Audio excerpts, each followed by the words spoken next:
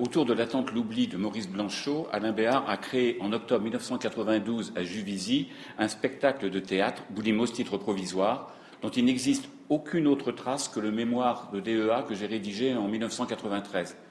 Jusque-là, Alain avait travaillé sur des textes de répertoire, Goldenisch, Nietzsche, Marivaux, et artiste associé du TEP de Rétoré, il avait monté avec succès Casimir et Caroline, d'Orvart et le Cercle de Craie caucasien de Brecht. Il aurait pu utiliser ce statut comme tremplin à une carrière prometteuse, mais portant déjà un projet de théâtre de la différence autour d'un texte qui lui tenait à cœur, Le miroir des vanités de Canetti, il avait rompu avec le TEP et rédigé un dossier assez détonnant pour présenter un apparemment tout autre spectacle par son contenu, bien que le commun entre son théâtre à venir et le livre à venir de Maurice Blanchot y existât déjà. Il avait imaginé une alternance aléatoire entre la pièce de Canetti montée de façon traditionnelle et un ovni théâtral intitulé « La pièce ne se joue pas », afin de révéler par la circulation entre les deux objets la nécessité politique de casser le stéréotype de la représentation d'un théâtre de fable conçu pour des voyeurs. Sa réflexion s'appuyait sur une lecture de Barthes qui écrit dans Le plaisir du texte « Deux bords sont tracés, j'ai été trop vite, c'est pas grave, un bord sage, conforme, plagiaire et un autre bord, mobile, vide. Ces deux bords, le compromis qu'ils mettent en scène, sont nécessaires. » Et par cette autre citation qui me renvoie au théâtre, mise en scène d'une apparition-disparition, l'intermittence, il éclaire un peu plus le sens, au sens de aller vers, d'une démarche qui vise à proposer dans une programmation normale un spectacle dur, massif, Canetti, sans annoncer que parfois ça peut ne pas se jouer. Premier niveau aléatoire secret, qui cache un deuxième niveau aléatoire tout aussi secret, on ne joue rien, versus on joue autre chose. Un montage de textes écrivains de la métamorphose, du fragment qui ne prend pas, Montaigne, Barthes, Blanchot, Bataille, Léris, joués dans le même décor, les mêmes costumes, les mêmes lumières que Canetti, joués par les mêmes 15 acteurs, personnages d'une autre histoire que celle-ci, dont on ne saura rien, sur le lieu de l'acte de théâtre, réunis pour donner à entendre un texte dont on ne saura rien non plus, et qui, pour une raison tout aussi sans importance, ne pourra se laisser dire. Tout de suite, un accident quelconque interrompt le cours de l'évidence. Une perte du prévu casse les automatismes, les sécurités, absence, perte, oubli, attente. Mais sa conclusion du dossier, introduire quelque chose, répéter l'introduction, excusez-moi, je suis perdu. Voilà, répéter l'introduction sans ne jamais rien introduire, une introduction à ceux qui ne s'écrira jamais, démarche revendiquée par Barthes, annonce une esthétique de la disparition-apparition, de la neutralisation posée dans l'antre par la barre qui fragmente les dichotomies, et dans le rien, le vain, le vide, la répétition, le fragmenté, le disséminé.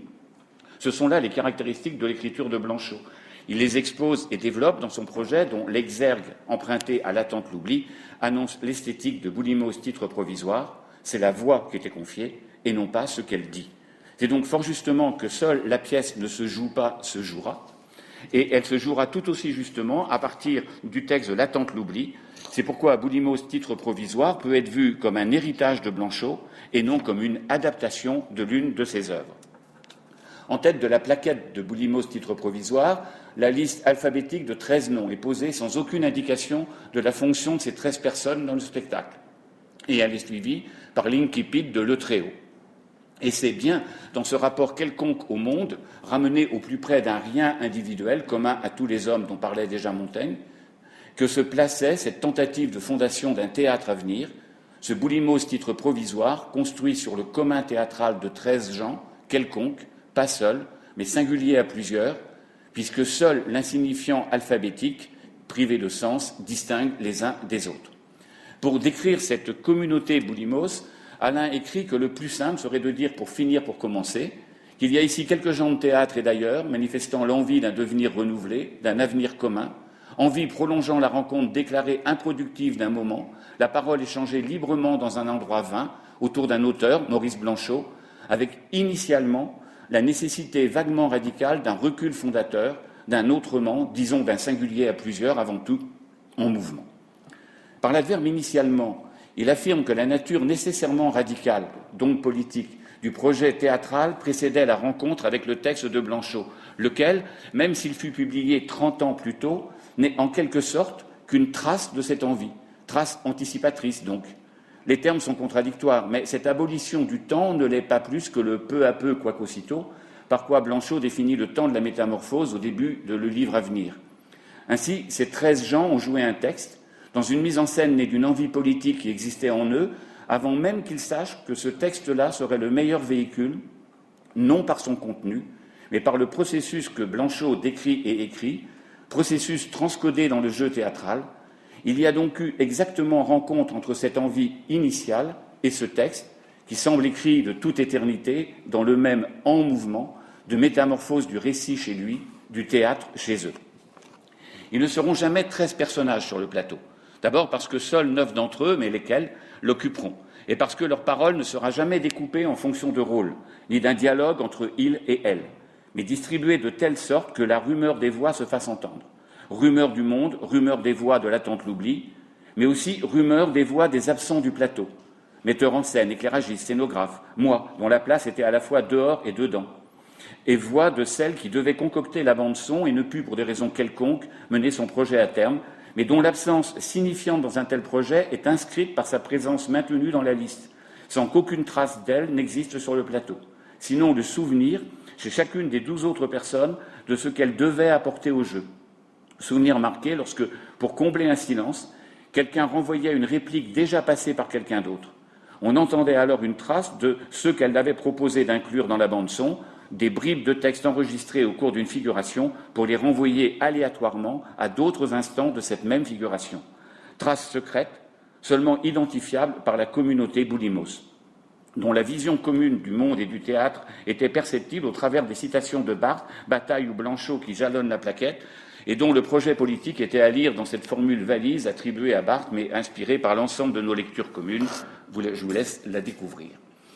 Aux références littéraires et philosophiques qui inauguraient le commun de notre culture, on ajoutera Bernard Noël, Bailly, Nancy, des références artistiques comme Bram van Velt, Cassavetes, Godard, Pina Bausch, et surtout la référence fréquente aux communautés d'artistes de la première moitié du XXe siècle, principalement acéphales, en raison de notre familiarité avec Bataille, Blanchot, Léris, Klossowski, etc.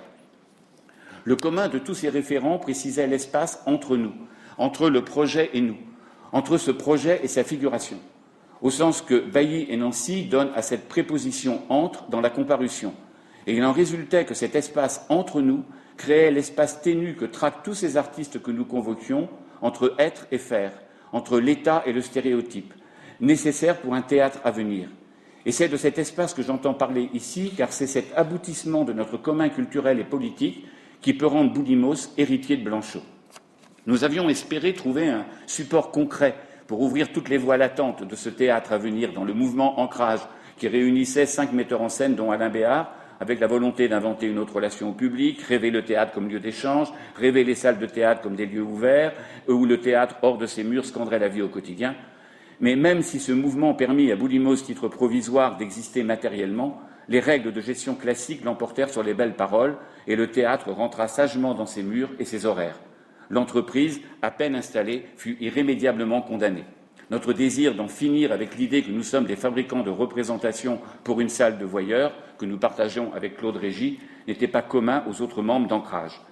Pourtant, nous avons tenté de sauvegarder, autant que nous l'avons pu, une forme d'accueil et de représentation conforme à ce projet et à cette belle annonce. En fait, nous cherchions plutôt une figuration idéale qui voulait fuir le stéréotype, puisque toujours selon Roland Barthes, le stéréotype est un fait politique, la figure majeure de l'idéologie. Et c'est en cela que Boulimos est politique. Or, la distinction sémantique entre figuration et représentation est précisément politique. Et là encore, je me réfère à Roland Barthes, selon qui la figuration serait un mode d'apparition du corps érotique. La représentation, elle, serait une figuration embarrassée, encombrée d'autres sens, un espace d'alibi, réalité, morale, vraisemblance, la fable notamment, immédiatement idéologique. La représentation, c'est cela, quand rien ne sort, quand rien ne saute hors du cadre, du tableau, du livre, de l'écran, et j'ajoute de la scène.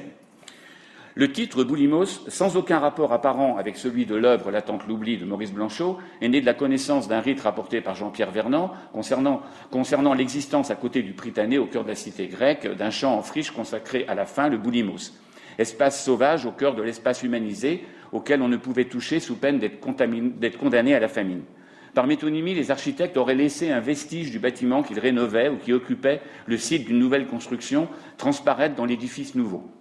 Cette trace visible et intégrée au nouveau lieu aurait été nommée Boulimos elle aussi. C'était là une image juste pour caractériser le travail mené entre le 25 février 92 et le 25 octobre 92 dans une forme qui hérite des motifs et de l'écriture de Blanchot, pour construire un projet purement théâtral, aux implications politiques par son refus du stéréotype et non par dogmatisme ou militantisme. Sur le plan du jeu, notre langage s'est élaboré sur ce principe de la trace, aussi bien celle des premiers essais, des conditions diverses de répétition dans des lieux différents, aux configurations parfois contradictoires, comme vous pouvez le voir ici, que de ces savoirs intimes à chacun des acteurs venus de leur passé. Quant à l'ajout titre provisoire, il n'est qu'un boulimos de plus, trace de cet état du projet où boulimos n'était qu'un titre momentané. Une fois cet ajout encadré dans le titre définitif, il le rend paradoxal, donc opposé au stéréotype. C'est pourquoi ce titre, qui correspond bien à une esthétique de la trace, ne couvre pas seulement la pièce montée autour de l'attente l'oubli, mais la totalité des actions tentées pendant 8 mois. Théâtralement, elles ont bougé entre des textes différents et entre des intégrations diverses de l'attente l'oubli, mais de telle manière que, d'un état au suivant, et jusque dans le texte entendu par les assistants, on trouvait trace des premières couches, puisque le travail de plateau s'est auto-alimenté des essais pendant cette période, comme du travail des formes brèves, dont vous avez la liste ici, qui devaient se jouer 2 fois, mais ne furent programmés que le 19 octobre, pour une raison aléatoire, dont je conserverai le secret. Ainsi, elles s'intégraient dans Boulimos titre provisoire, en bord aléatoire, joués dans le même lieu, avec les mêmes acteurs, en empruntant des fragments de textes d'auteurs lus en écho à Blanchot, de l'ensemble dont le bordure était constitué par la masse du texte principal, emprunté à l'attente l'oubli. L'attente l'oubli de Maurice Blanchot ne fut pas le choix textuel initial. En effet, un brouillon de Boulimos avait vu le jour à Rambouillet en juin 91 sous le titre Perte. Le texte déclencheur de ce projet, et par voie de conséquence de Boulimos, était Miroir de la tauromachie de Léris, qui finalement, la pièce ne se joue pas, ne figura pas dans Perte, ni dans Boulimos, pas même dans les formes brèves. Ensuite, même si lors de notre première réunion, le 25 février 1992 à Juvisy, voilà le théâtre, le texte de Blanchot était connu de tous, parce que mentionné comme support d'un travail, il n'en était qu'un élément au même titre que la comparution de Bailly-Nancy et l'espèce humaine d'Antenne, nettement plus porteur de dénotation politique et idéologique. En fait, pendant la première séquence des répétitions, le travail se fit toujours autour de Maurice Blanchot, soit à partir d'un premier état d'adaptation qui ne conservait que les dialogues, soit à partir du début d'autres textes de Blanchot, dont voici la liste. D'emblée, l'univers de Blanchot, non directement marqué politiquement au sens ordinaire du mot, s'imposa, mais l'hésitation entre l'attente l'oubli et d'autres textes s'explique par 2 raisons complémentaires. L'attente l'oubli dit tellement directement notre propre esthétique, notre propre non-saisie du monde, que cela put paraître pléonasmatique de l'exposer aussi crûment sur le théâtre, surtout sous la forme aussi évidemment théâtrale d'un dialogue. D'où la nécessité éprouvée d'entendre sur la scène quelque chose de moins direct, du récit, et tant qu'à faire celui d'autres œuvres de Blanchot, moins directement lisibles dans leur rapport avec notre propos. La deuxième séquence, du 26 avril au 10 mai, accentua ce recul textuel, puisque l'on ne travailla pratiquement plus que sur les débuts de romans. Ce ne fut qu'après les lectures d'Alès, dès le début de la 3e séquence des répétitions à l'île Jourdain, du 15 août au 7 septembre, que le travail ne se fit plus qu'autour du nouveau découpage de l'attente l'oubli. Le souci de trouver l'équilibre entre distance et présence, entre retenue des choses dans leur état latent et envie d'en entendre la trace, entre trop grande lisibilité du texte dialogué et obscurité d'une série de récits, a présidé à l'élaboration d'un texte qui conservait les narrations aussi bien que les passages dialogués, selon un découpage en 8 séquences à peu près égales, adapté au code de jeu que les 2 premières séquences de répétition avaient peu à peu construit. Ce découpage en séquences n'existe pas explicitement dans le texte de Blanchot, quoiqu'il comporte 2 parties et des fragments annoncés par une sorte d'astérisque. Et un séquençage moins sensible, plus secret, rythmique pour l'essentiel, marqué par des variations portant sur le signifiant, comme par exemple ici aux pages 20 à 21, ou sur une répartition narration-dialogue, fragments brefs, fragments longs, fragments morcelés, fragments tout d'un bloc. Ainsi, dans le texte distribué aux acteurs, notre découpage n'est arbitraire qu'en apparence, car des caractéristiques d'écriture d'abord, de jeu ensuite, donnent à chaque séquence une unité. Il est construit aussi en fonction des codes de jeu établis en amont qui jouaient sur des dichotomies rythmiques, écoute des voix en accord ou en rupture, lignes monocordes ou brisures, long silence ou débit précipité, clarté d'émission ou brouillage, déjà organisés en mini-séquences, libres dans leur durée et leur combinaison, constituant les éléments minimaux d'une langue que le spectacle combinerait en une longue phrase. C'était cela que nous voulions donner à entendre par les séquences, jouer de tous les modes de l'écriture de Blanchot, auquel s'en ajoutait un autre essentiel que nous partagions avec lui depuis l'avant du travail,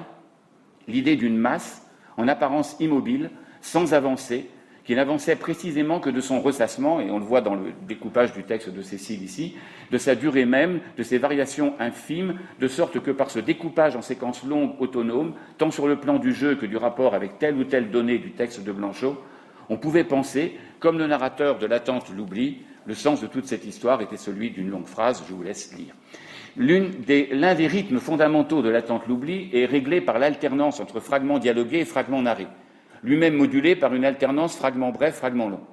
L'un des rythmes fondamentaux du travail sur le plateau était réglé par l'alternance parole commune, parole individuelle, lui-même modulé par des alternances aux combinatoires variables et aléatoires, silence, bruit, lenteur et pause, activité fébrile. À la fin, je vous montrerai 2 extraits qui montrent un petit peu ça. Seules 3 séquences furent montées, à la fois parce que le temps nous manqua pour tout travailler, et parce que ces séquences 1, 2 et 4 suffisaient à construire le processus de transmission,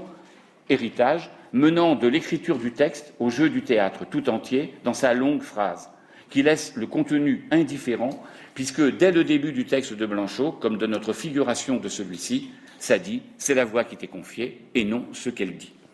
Se trouvait ainsi établi un texte qui avait un bord dur, son état imprimé, un bord aléatoire, des latences décrites plus loin, dont celle qui autorisait à rentrer les autres textes de Blanchot. Un texte qui pouvait donc être dit d'après Maurice Blanchot. Un texte qui n'existait que de la langue de Blanchot et de celle de la communauté, puisque les seules paroles entendues sur le plateau étaient de Maurice Blanchot, ou, autre latence, les prénoms des souffleurs potentiels, Jean, Vincent, Alain.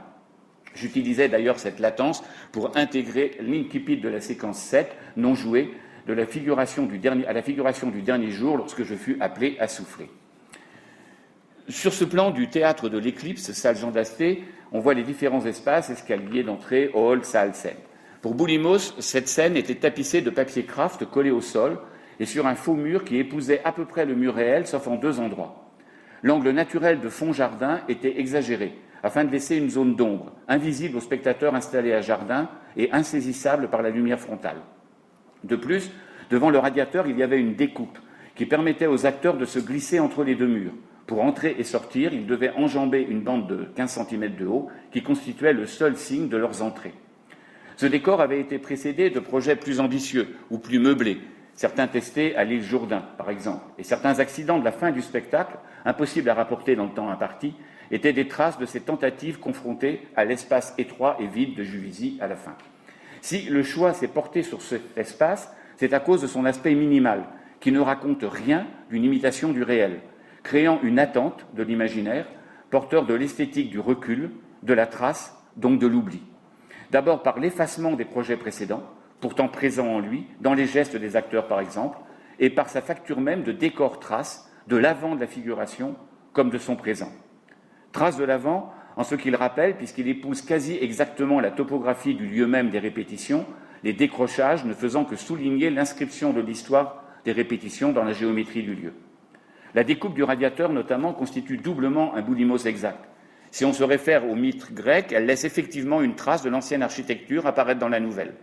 Et dans la figuration réalisée, elle insère la trace d'un moment clé de son avant. C'est devant ce radiateur que se sont rassemblés spontanément les acteurs lors de la première prise du plateau par le groupe entier. Si bien que le mot radiateur avait fini par désigner pour nous aussi bien le lieu de l'attente que le moment de l'avant.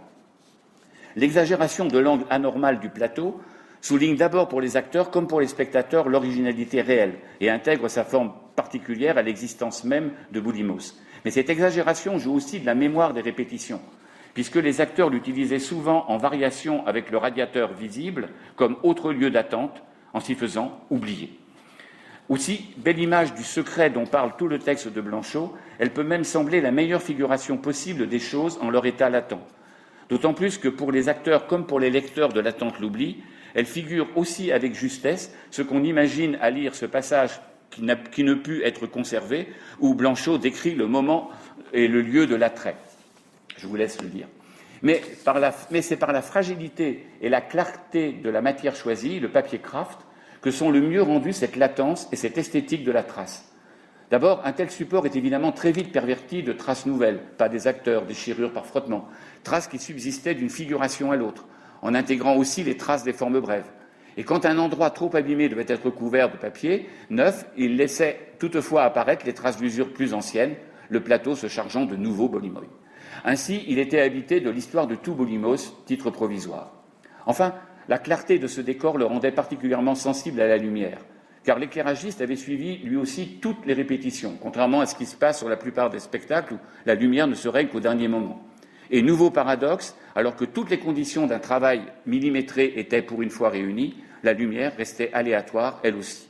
En effet, au lieu de repérer certains effets associés à certains placements types pour les répéter de soir en soir, il ne tenait compte que du placement hic et nunc des acteurs, variables de jour en jour, et des effets de reflets, de traces sur le décor. Sensible à ce qu'il savait d'une histoire qu'il avait suivie depuis le début en l'oubliant, au lieu de mémoriser pour les reproduire des repères construits au dernier moment, il jouait de son intuition de l'état des acteurs ce soir-là, de leur rythme. Sa lumière était donc aussi une trace de lumière, parfois en avance sur des figures dont on sentait qu'elles allaient se former telles, parfois en retard, avec une accélération soudaine, repérable justement par ce décalage de la lumière, voix parmi les voix, cherchant à s'accorder à leur rythme, à leur secret.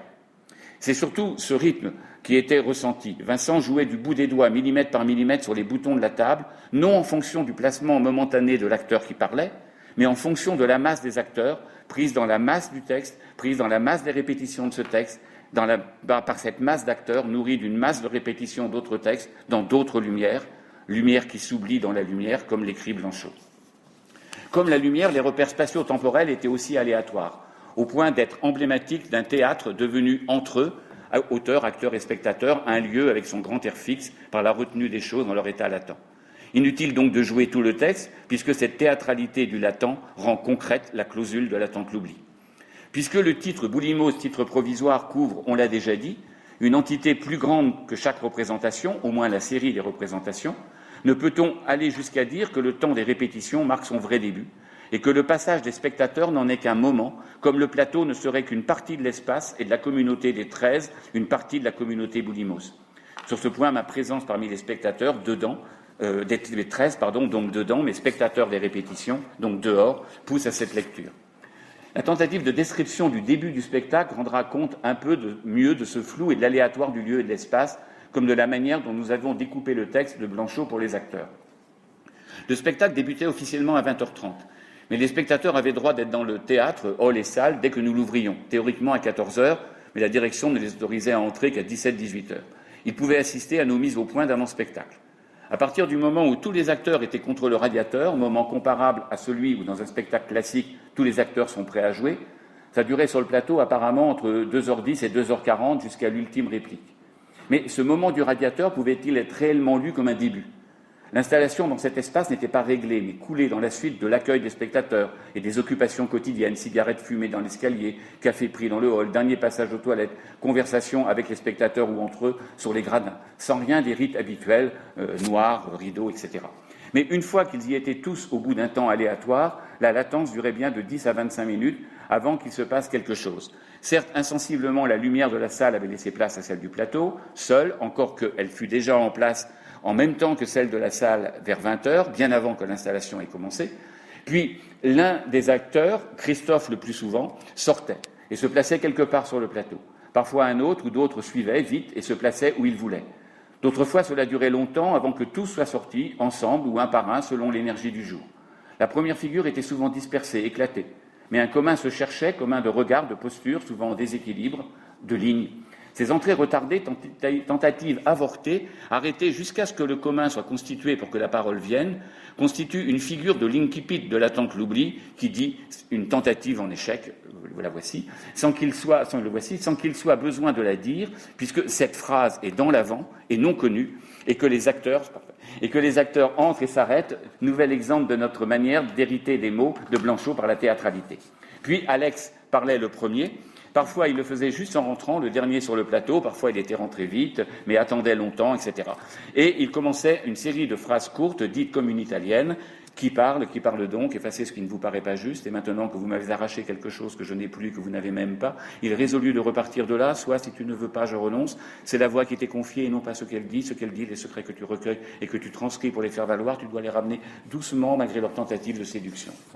Et Virginie achevait vers le silence que tu as d'abord passé en eux. Et elle enchaînait elle-même sur une suite construite à l'identique que Florence interrompait de la même manière. Mais ce code pouvait se muer brutalement ou non en code plus conventionnel de mini-scène dialoguée, code à son tour troublé par un silence intempestif ou une tentative physique, un attrait maladroit, une sortie brutale dans la salle, etc. C'est là un exemple de la manière dont nous avions fragmenté différemment le texte de Blanchot, poussant ainsi son processus qui consiste à déconstruire le récit tout en l'écrivant, par la déconstruction des conventions de la conversation théâtrale, tout en fabriquant un objet théâtral situé dans l'antre du respect du texte de Blanchot et d'un irrespect qui le respecte encore davantage, puisqu'il en respecte essentiellement le processus, héritage, et non le contenu, adaptation. Fidèle à la consigne clé du texte et du spectacle, c'est la voix qui était confiée et non pas ce qu'elle dit. Et faite cette consigne pour une théâtralité de la latence, à tout moment du spectacle, les acteurs pouvaient placer leur début de récit de Blanchot ou sortir de scène aussi longtemps qu'ils voulaient, ce qui entretenait aussi bien sûr le flou sur l'espace scénique réel. Flou maintenu jusqu'à une fin aléatoire, puisqu'à peine la dernière réplique dite, quelle est cette douleur, cette crainte, quelle est cette lumière, l'oubli de la lumière dans la lumière, les acteurs sortaient de scène, certains retournant vers le hall, d'autres allant dans la salle, tandis que la lumière ne bougeait que progressivement vers un éclairage de salle normal. Il n'y avait ni retour des acteurs, ni salut, de sorte qu'on laissait la figuration n'être qu'un moment simple, existant au cœur d'une réflexion qui l'englobe et la déplace, où sa place est claire et entière, parce que tout tend vers elle, attente, quand elle n'existe que par effacement, oubli, et non par affirmation. La chose est faite jusqu'à l'accomplissement et elle est détruite. Cette labilité du temps et de l'espace rejoint la labilité du propos de Blanchot et d'une certaine façon la joue. Cela relève bien d'une sémiotique de la trace, le texte devenu simple rumeur ressassée dans une variation à la fois infime et radicale de codes d'attente et d'attrait, combiné jusqu'à l'usure et la perte, est trace de cette quête. Et le spectacle devient alors trace du texte, essentiellement par la manière dont les acteurs le retenaient, au double sens de mémoire et de retrait du mot, car il suffisait qu'ils affirment un peu trop les codes pour que l'accueil du spectateur devienne banale convivialité, pour que les traces deviennent des indices, pour que la diction retenue du texte devienne complaisance, et qu'ainsi, du vin de la tentative et son oubli, seule valeur réelle, on bascule dans le trop-plein et le stéréotype. Aussi, c'est bien la retenue de l'espace et du temps en leur état latent qui constitue l'un des codes majeurs de Boulimos titre provisoire, puisqu'il est porteur de traces du livre, comme le livre de Blanchot est lui-même porteur des traces de l'histoire possible d'une rencontre. Il est aussi porteur de ce commun cherché entre les acteurs et les spectateurs, entre le livre et le spectacle, entre le théâtre et le réel, de sorte que la question « qui parle ?» reste bien la question latente qui fait de Boulimos titre provisoire un héritage de Maurice Blanchot, dans la mesure où nous avons donné par ce spectacle une forme concrète à une pensée d'un théâtre à venir, de la même manière que l'attente l'oubli en donnait une à la théorie de le livre à venir.